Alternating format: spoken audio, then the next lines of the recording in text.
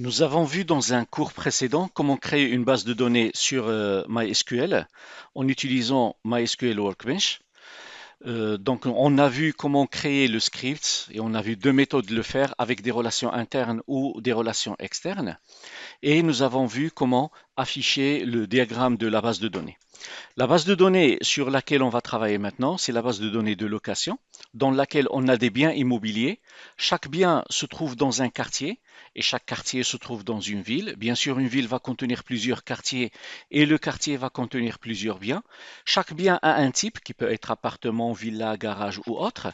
Chaque bien appartient, avec cette relation-là, appartient à un client, c'est le propriétaire. Et pour chaque bien, on va avoir des contrats avec des locataires. Cette relation entre le contrat et le client, c'est pour désigner le locataire qui a signé le contrat qui concerne un bien. Donc ça, c'est la base de données. Et ce qu'on va faire maintenant, c'est de remplir cette base de données avec des données de test. Ce qui fait, on va voir comment faire les inserts. Je sais que vous savez le faire, mais quand même, on va souligner un certain nombre de petits points pour qu'on soit certain que tout est bien maîtrisé. Donc, on va faire use notre base de données. La base de données, j'actualise comme ça, elle est visible. On va faire use location 203.25 et bien sûr, toutes les tables sont vides. On va voir par exemple la ville. Là, on a toutes les tables qui sont vides. Et on va faire une insertion. Donc, pour insérer à l'intérieur d'une table, on utilise la requête insert. Insert into le nom de la table. Ça, c'est sa syntaxe. Après, vous mettez entre parenthèses le nom du champ, ID, ville, nom, ville. Vous tapez value et vous ouvrez les parenthèses. Vous terminez bien sûr comme d'habitude par point virgule et vous mettez le ID de la ville. Et là, le nom de la ville, par exemple, Tétouan, vous mettez comme ça. Puisque le ID de la ville est numérique, on va le mettre avec 1. Puisque le nom de la ville est Varchar, il est de type chaîne de caractères, on va le mettre entre guillemets. Les guillemets peuvent être simples ou doubles. Vous mettez ce que vous voulez. Mais il est préférable de mettre des guillemets simples. Ça, c'est une première façon de faire. Une deuxième façon, c'est de ne pas préciser le ID, de mettre ici null. Si je fais ici null, au nul, qu'est-ce qui va se passer?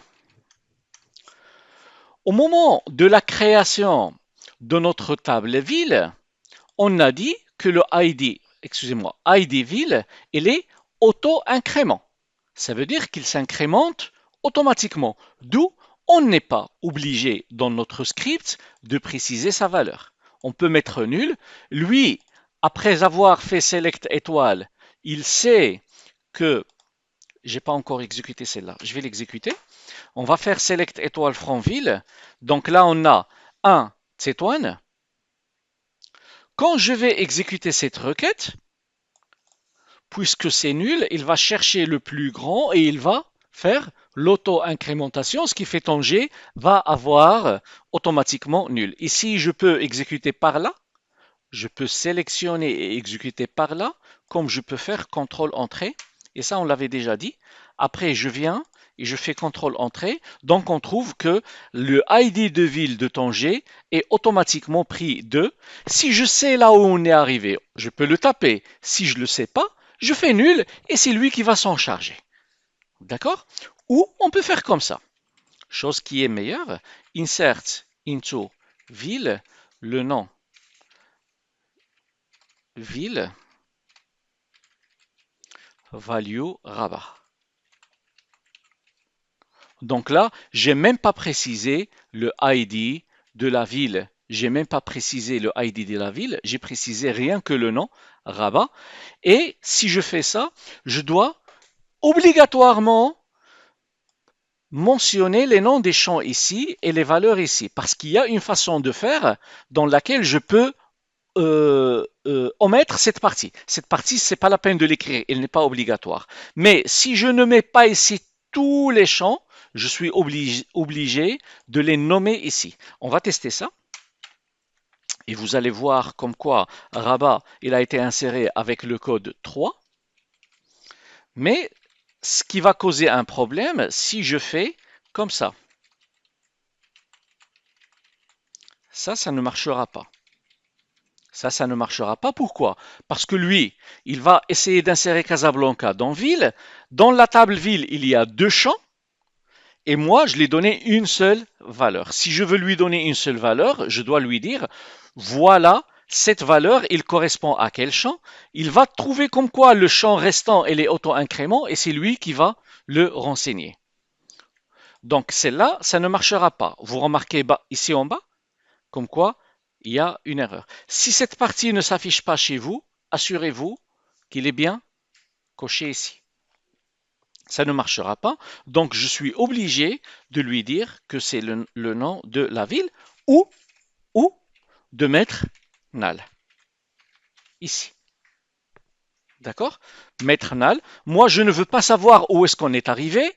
Je ne veux pas écrire 4. Je veux lui dire null et c'est toi de chercher là où on est arrivé. Donc, je vais faire null et vous trouvez comme quoi Casablanca, il a été inséré correctement. Je peux aussi insérer plusieurs valeurs. Insert into ville values. Alors, pour être plus rapide, je vais faire ici le nom de la ville. Et là, j'ai fait values avec S et je vais faire Agadir, virgule, Marrakech, virgule, Fès, virgule, et là, je veux mettre Mdiq. Le Mdiq, ça s'écrit avec un apostrophe au milieu et ça va me causer un petit problème. J'ai deux solutions à faire. Et là, on va terminer. Ici, là, ça va se planter, ça va pas passer. Aucune des requêtes ne sera exécutée. Si je vais voir ville, il s'est arrêté à Casablanca. Il n'a inséré ni Agadir, ni Marrakech, ni Fès, ni Mder parce que la requête tout entière est fausse. J'ai deux solutions à faire. La première, c'est de entourer avec double guillemets. Non, même celle-là, ça ne marche pas. Si, ça passe. Mais sur l'éditeur, ça cause un petit problème. Ça, c'est la première méthode. La deuxième méthode, c'est de faire ici deux fois le apostrophe simple. Deux fois apostrophe simple. Comme ça.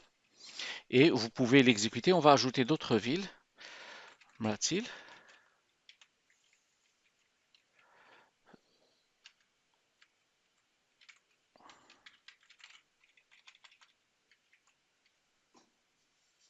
Qu'est-ce que je vais aussi? La H.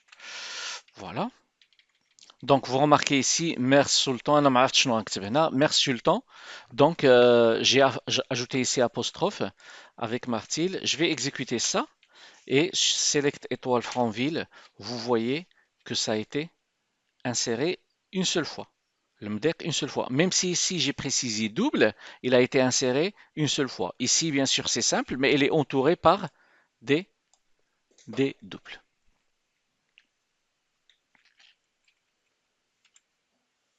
Très bien. On va aller voir le quartier. Select étoile from quartier. Alors sur quartier, on a le ID quartier, le nom de quartier et le ID de la ville. Et on va faire insert into quartier, ID quartier, ou là on va faire tout simplement nom quartier. Comme ce qu'on a fait tout à l'heure. Values, et je vais faire ici par exemple Wilaya. Est-ce que ça va passer? Pourquoi ça va pas passer? Non, ça va passer, c'est pas ça la raison. Avec un seul S ou avec deux S, il n'y a pas de problème. Ça passe. C'est le ID de la ville. Et là, lorsqu'on avait créé notre quartier, on a précisé que le ID de ville, elle est national. Il est obligatoire. Pourquoi? Parce qu'il va servir de champ clé étrangère. Il va lier avec la table ville. Ce qui fait, je ne peux pas créer un quartier qui n'a pas de ID ville. Et regardez l'erreur que vous allez avoir. Le field ID ville doesn't have default value. On n'a pas la valeur par défaut pour le ID ville, ce qui fait on est obligé de faire ID ville et lui donner le ID d'une ville existante. Parce que si je fais ici select étoile from ville, les villes ils vont de 1 jusqu'au 11. Si je lui donne ici par exemple 20, ça ne passe pas. Ici, il me dit comme quoi je ne peux pas ajouter un fils à une clé étrangère qui n'existe pas. Le ID de la ville 20 n'existe pas, ce qui fait qu'il ne peut pas être renseigné. C'est la relation, c'est cette relation-là qui m'empêche d'ajouter un quartier avec un ID ville qui n'existe pas dans la table ville. C'est une contrainte d'intégrité référentielle. Donc, si je lui donne ici par exemple 1, donc Wilaya, c'est un quartier qui se trouve dans la ville numéro 1 et ça va passer. Je peux aussi l'insérer comme ça. Et là, tout ce qu'on a dit tout à l'heure est valide. Je peux faire ici null et l'insérer de cette façon. OK? En utilisant ces techniques, on peut, je vais ouvrir un script qui est déjà, donc open script avec les 202. Donc là, on a insert into type les valeurs appartement, villa, garage, maison, duplex. Dans les villes, on va ajouter les valeurs Tétouan, Matil, Mdek, vous voyez, Tanger, Larache. Dans les quartiers, on va ajouter des quartiers dans la ville 1, dans la ville 1, dans la ville 1, et là dans la ville 2. On a ajouté 5 quartiers. On a ajouté les clients. Et ici, les clients, j'ai précisé comme quoi le premier champ, c'est le ID, le deuxième champ, c'est le nom. Pourquoi? Parce que peut-être au moment de la création de la table client, le prénom était avant le nom. D'accord? Donc là, je précise que ça, c'est le nom et ça, c'est le prénom. Ça, c'est le téléphone et ça, c'est l'adresse. Après, on a inséré les biens. Et les biens, puisque j'ai pas précisé les noms des champs, dans les biens ici, ça veut dire quoi? Ça veut dire que ces valeurs, ils correspondent aux colonnes. Bien, regardez ici. Les biens, les colonnes. La première valeur, c'est quoi? C'est la référence. La deuxième valeur, c'est la superficie. Dans cet ordre-là, ces valeurs sont indiquées. Après, il y aura le nombre de pièces, il y aura le loyer, le ID client, le ID type et le ID quartier, dans cet ordre. Et de même, je fais pour le reste. En utilisant ce script, là on va travailler avec 203.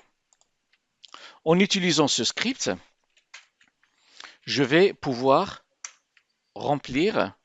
Regardez, quand je vais exécuter ça dans ville, ça va se planter. Pourquoi? Pourquoi ça va se planter? Ah, Warren se plante.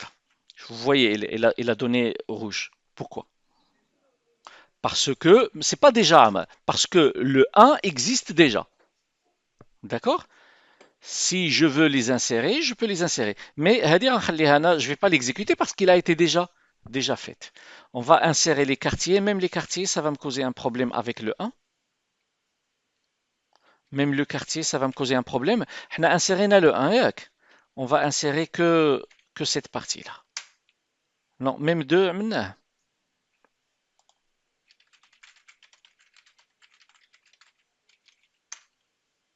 Donc on a 2 et 3. 2 et 3. Delete from quartier.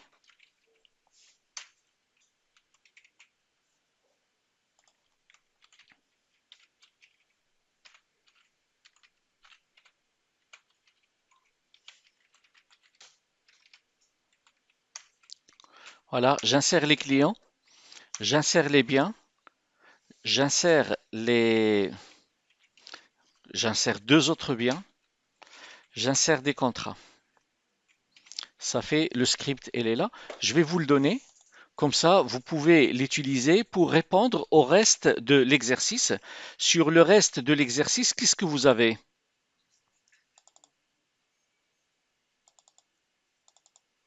Vous avez des requêtes select que vous devez faire et utiliser mon script d'insertion. Donc, les requêtes que vous avez ici, A, B, C, D, vous devez tous les faire, s'il vous plaît. Après, je vais vous faire passer au hasard. Chacun de vous va passer pour faire. Au hasard, je vais prendre quelqu'un de la liste et je vais l'appeler pour le faire. Vous devez tous être capables de répondre à ces questions-là. Allez-y. Anna, je vais vous enregistrer le script, comme ça vous pouvez le récupérer. 2 secondes. Donc, File, Save, Scripts as.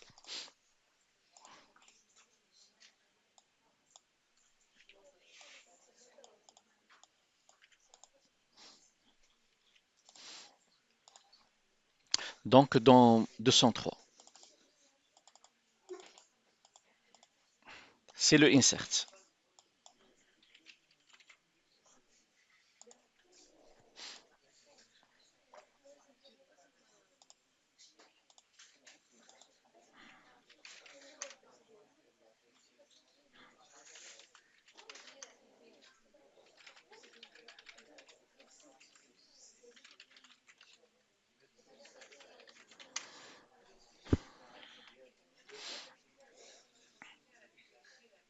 Donc voilà, je vous ai envoyé les fichiers sur votre repo Git. Vous le téléchargez, vous remplissez votre base de données avec mon script à moi. Comme ça, on va avoir tous les mêmes réponses lorsqu'on va faire les selects.